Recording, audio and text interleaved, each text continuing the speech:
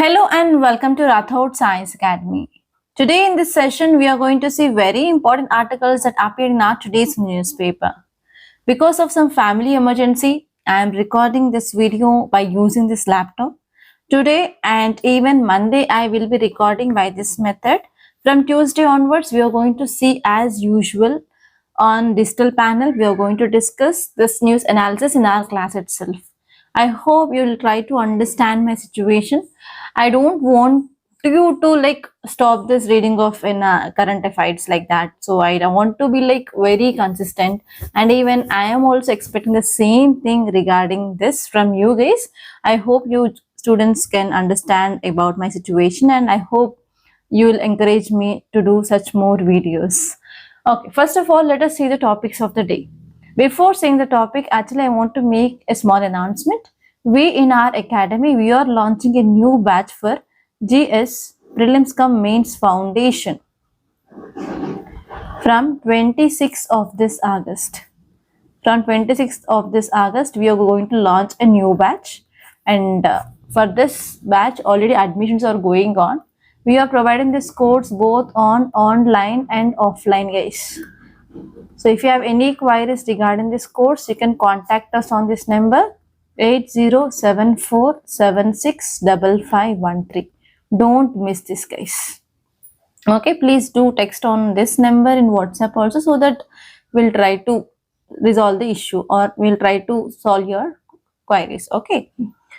Now let us see the topics. The first one is 40 tribal workers rescued from bonded labor in AP. So this article is talking about bonded labor, and this is very important from your polity. Here you can expect prelims, and also you can expect mains based question on this topic, guys. And this is one of the frequently asked questions in UPSC. Now let us see the next topic. It is about 2 vessels with 22 Indians on board hijacked by pirates. So you have to say about what is this piracy is about, and why these 2 vessels were hijacked now by these pirates. And you have to see which region is famous for this piracy, and what will be the impact of this piracy. You need to know it. And from security point of view, this is important from GS paper 3. And here you have to see this topic from mains point of view, not from prelims. This is important from mains, not from prelims at all, guys. I'll let you know how questions can be asked. And next topic is grievance registration line soon for sanitation workers.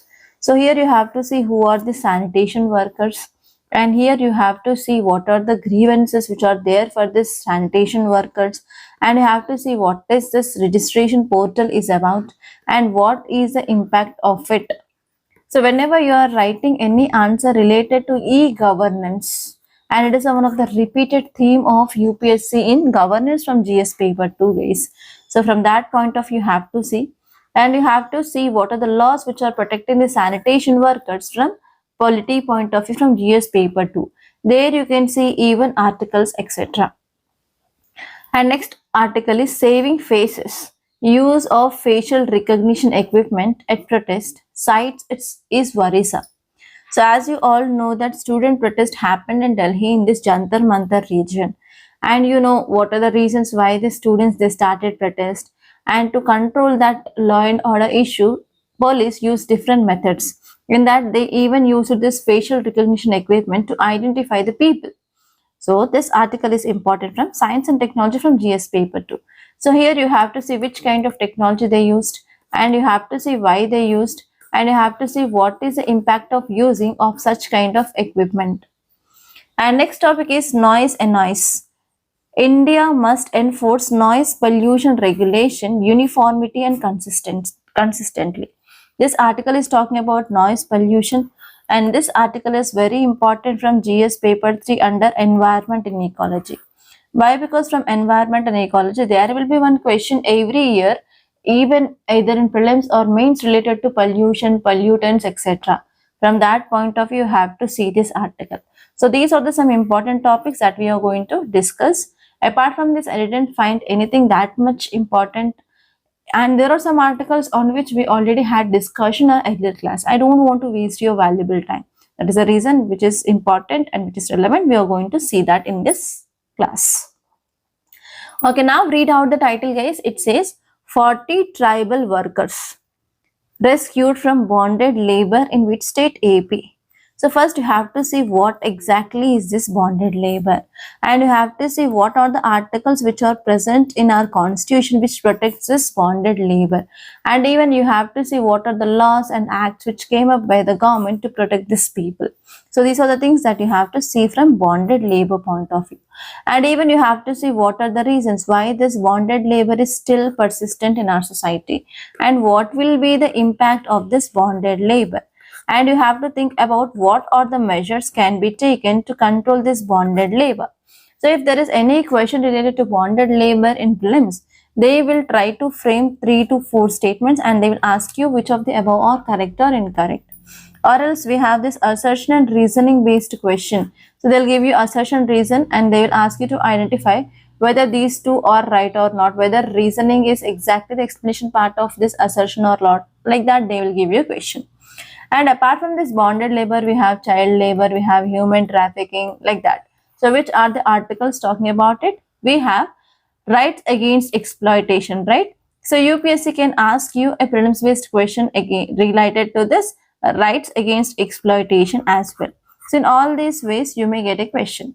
In mains they may ask you about constitutional provisions, they may ask you about the acts or laws, they may ask you about the reasons, they may ask you about the impact and measures. So all these are the dimensions that you need to know from mains point of view. Okay, now let us see what is bonded labor. The term bonded labor has been defined by National Commission on Labor. Why you need to know about this National Commission on Labor? Whenever you are writing any definition, you need to know the authentic definition. So here National Commission on Labor says that labor which remains in bondage for specific period or for the debt incurred. So whatever the loan they bought, if that is debt, if they want to repay that or for specific period there is a bondage labor, then that term is called as bonded labor. And individuals are forced to work for creditors. Sometimes they may give minimal wages or sometimes they will not give any pay. So this is called as bonded labor according to National Commission on Labor. And what are the articles related to it? So we have Article 21 which talks about right to life and personal liberty. And this article also includes living with dignity. And next one here is Article 23 and 24 talks about rights against exploitation. And this Article 23 explicitly prohibits human trafficking and forced labor, declaring it unconstitutional. And Article 24 prohibits employment of children below 14 years in factories, mines, and hazardous occupations. And we have DPSP, Directive Principle of State Policy. In that we have Article 42. Article 42 aims to ensure just and humane working conditions. And we have Article 43 which calls for the state to secure a living wage and decent working conditions. And even we have Article 46 which promotes the educational and economic interest of scheduled caste, scheduled tribe and weaker section. And actually these people are affected by bonded labor, so that the important aim is to protect them from exploitation. So these are the articles in our constitution which talks about protecting of people from bonded labor. And if you see about Indian legal framework, what are the acts which are present to protect these people? The first one is we have Bonded Labor System Abolition Act of 1976. And this act abolishes bonded labor and frees bonded laborers from obligations and criminalizes such practices. And next one is Child and Adolescent Labor Prohibition Regulation Act. So here this act which mainly prohibits children under 14 years from working, and also this act restricts adolescents from 14 to 18 years from hazardous occupations. And even we have Juvenile Justice Care and Protection of Children Act of 2025. It also provides for care, protection, rehabilitation and reintegration of children in need. And we have BNS, Bharatiya Nyaya Sanhita, which addresses the offense of unlawful compulsory labor, which will also provide legal provisions to prevent and punish forced labor practices. So these are the acts which are present, guys. and you have to make notes regarding to the what are the measures can be taken, what are the reasons, and what are the impacts. So on this, UPSC can also frame a case study, guys. Be careful. And let us see the next article. Read out the title. Two vessels with 22 Indians on board hijacked by pirates. So here you have to know about this word, which is called as piracy. Piracy is simply hijacking of ships. For aeroplanes, we'll use this word hijack, right? For ships, hijacking of ships is called as piracy. Who will do this? Pirates. Pirates will hijack the ships. Okay. So what is in news now? Two vessels, around 22 Indians were there in that vessels, and they had been hijacked by pirates. So because of this, it is in news. Okay, so here if you see about that two vessels, they are two commercial vessels and they are carrying around 22 Indian nationals. Okay, and next, these two incidents happened separately in two locations. First one happened near Yemen and second one is near Somalia. So here you have to see the location. Why? Because we have one location in geography called as Horn of Africa. So in this Horn of Africa, many countries' economy is like very poor and they don't have proper resources as well. So for that reason, what they'll do here is they will hijack the ship which is moving across the coast of that country.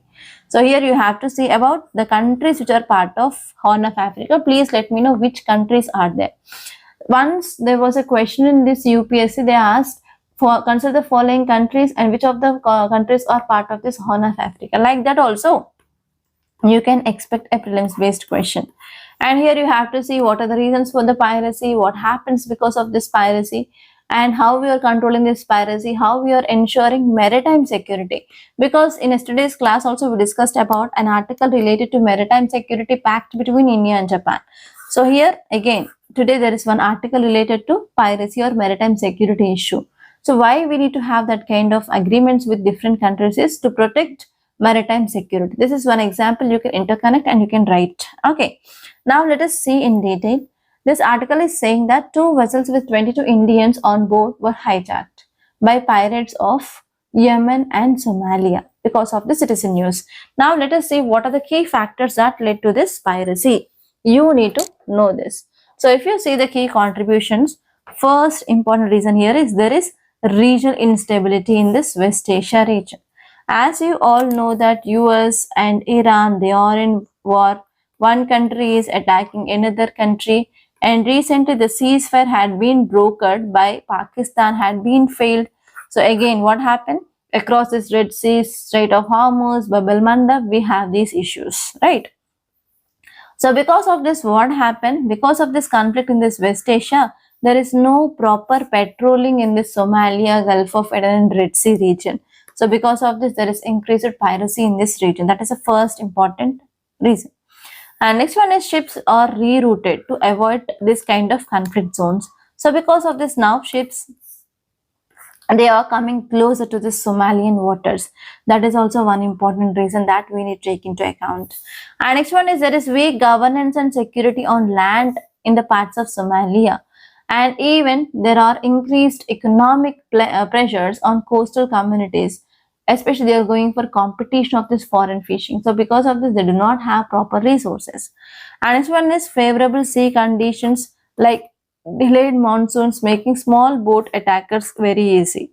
And even pirates operating opportunistically, sometimes using previously hijacked vessels like bases, and they're also targeting tankers or ships, and they're also targeting valuable and sensitive cargo. So these are some important factors that led to this successful piracy here. And now let us see the next article. Read out the title, which says that grievances registration line soon for sanitation workers. So here you have to see one important commission called as National Commission for Safai Karmacharis, NCSK. You have to see about basic facts. Today I didn't included that because of time constraint and because of my condition. Okay, so because of my mental condition, mental status, whatever it may be, so I didn't included much more facts here. So today I am giving you a work. So try to find out some facts related to this NCSK, like when it was formed, is it a constitutional body or a statutory body, what are its functions, who are its members. So please do collect the facts, because if we are getting any commissioning news, there may be a question in your prelims. The question may be in this format. Consider the following statements regarding NCSK. Under that, they can give you 2 statements or 3 statements, and they may ask you about identifying of correct or incorrect. And next one here is, apart from this National Commission for Safai Karmacharis, that is NCSK, we have National Commission for BC, we have National Commission for SC, we have National Commission for ST, and they will give you match the following base type of question. It is also possible, right? So don't take any chance. So please do collect some facts about this National Commission for Safai Karmacharis, and please make a note of it. Okay, now if you come to this title, it says that for the sanitation workers, they are going to start one grievance registration. Okay, where you can use this article exactly in your mains. Whenever you are writing any answer related to e-governance, you can add this example as a case study, and this will be your value addition point from current affairs. Why? Because if you see PYQs of this governance, many a times, mostly the repeated theme of this mains question in this governance is e-governance. So from that point of view, if you're getting any portals, any apps, any websites, anything, you have to know about it. It is very important. Okay, now let us see about this. Now, National Commission for Safai Karmacharis, they will soon start missed call facility. So sanitation workers can register their grievances more easily. But here let us see why this step had been taken. The major problem here is many sanitation workers in India, they are finding difficulty to report their problems through existing official channels. Whatever the official channels which are present now, they are very difficult for these people to file their grievances. And even they are having long standing issues like contracting, non-permanent employment, and the wages of these people is also very low, and even they are working in unsafe working conditions, even delayed payments, and these people, they don't have this proper social security or insurance also. And one more important point here is, many a times we can see in the news there will be the deaths related to this manual scavenging people. So especially sanitation workers, they will go into the drains and they will clean this clogged drains, and in that area we have lots of microorganisms, and they will be getting long-term infections, respiratory tract, whatever it may be. So that led to the death of these people, and we are getting this frequently articles in our newspapers related to the death of this manual scavenging people. And even those people, they don't have any social security or insurance also. So these are the problems are mainly faced by these people. To solve that, for sure, we need to have this kind of grievance redressal mechanism. And even if you see about this discrimination based on gender, women workers, they often start very early in the morning. And especially sewer and septic tank work remains very hazardous. And the commission wants quicker compensation when the deaths occur. And they want the better use of Namaste scheme. Namaste scheme is nothing but which is focusing on improving of standard of living of this sanitation worker, and they are aiming for mechanization, safe work, cleaning, and support for workers. And now what happened is, whatever the mechanisms which are there, they are not sufficient. So because of this, now they are going for missed call system, which is a very simple, low barrier first step. So workers, they can register their complaints without needing to visit to any office or to fill this complicated forms. Okay, in this way, now National Commission for Safai Karmacharis understood the real volume and the types of grievances now. So because of this, what are the grievances which are there for these people that can be addressed now with this mechanism? And this topic is very important, and you can use as a value addition in your answers. Don't miss it, guys. And now let us see next article. See the title and read out the title. Saving faces. Use of facial recognition equipment at protest sites is worrisome. This article is talking about which technology? Facial recognition technology. So where we'll use commonly, whatever the mobile phone you are using, if you want to unlock that, nowadays we have a feature of identifying of our face. By seeing the face, the lock will be automatically opened, right? Yes. So here in the same way, now we are using this facial recognition technology in other areas. So here how you can expect a question because of this facial recognition which is in use, UPSC can ask you a mains based question on this facial recognition. How it can ask question? What are the applications of this facial recognition? Very, very important. So try to make 4 to 5 important applications where we are using this face recognition. The first one here is whenever we are using this electronic gadgets, in that we are using this face recognition. And next one is we are using this face recognition for this identifying of criminals, especially if you have seen this CID series. In that series there will be one sketcher who will be drawing the diagram or the face of that person who saw that person, and that image will be scanned through the whatever database they have. In that way we can identify that person, right? That is the simple facial recognition technology that is used in the different ways for crime resolution, for investigation process. Okay, so in all this way we have this facial recognition, right? So now this article is saying that in the recent protest, so why this protest started? Because of NEET paper leak. Because of NEET paper leak, students started protest, and that protest uh, got fuel from Sonam Wangchuk protest, and even opposition party also supported that people. So because of this, they started this movement called as Chalo Sansad. And to stop this and to maintain law and order, police use different mechanism. In that, one such a mechanism is facial recognition. So because of this, it is in news. So here let us see in detail about what exactly this article is telling, and on this you can get a mains based question raised on this right to protest, how fundamental rights are getting affected, everything you need to know. So if you see about this, what is the contest here is Delhi police used facial recognition and related tools at the protest site. At the protest site, they started using this facial recognition while demonstrations were underway. Okay, so students started the protest in this Jantar Mantar region of Delhi, and to stop that, yes, government used different technologies. In that, one is facial recognition. In that, which kind of equipment they used? They used AI enabled cameras. By using that, they started scanning the faces in the real time against a database. And a mobile surveillance van they used so that it will be helpful for command and control. And it's one of smart spectacles to identify the people who are moving, and even they started using these drones and videographers. So now police answered Supreme Court that why they used this system is, the reason behind it is, it was meant to identify people. They want to identify people with existing criminal records. And police also said that it is not to profile any peaceful protester. So we don't want to touch any peaceful protester, just we want to identify who they are, any persons who already had criminal records on them. Okay, and next important legal rights which are raised in this issue here is right to privacy.